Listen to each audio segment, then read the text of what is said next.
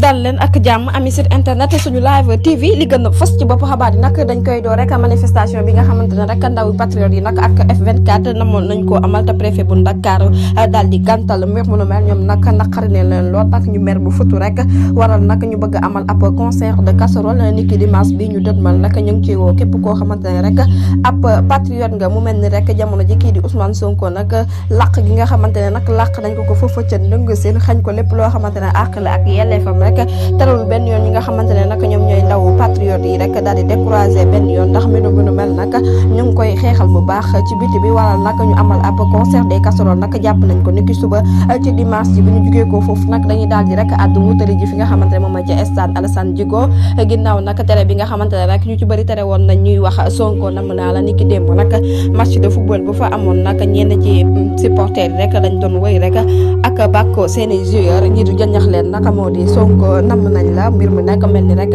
jamono ji nag jël na pënc bu baax ci biir réew mi wërngal këpp parce que rek ab challenge boo xamante ne rek jamono ji nag ndaw yi daal nañ koy utiliser rek comme stratégie du ñàkk rek dinañ ci ñëwaat ci yeneen i jotaay xabaar jërë ngeen jëf ci teewal bu leen fàttee abonné bés cloche de notification ngir amaa yeneen i info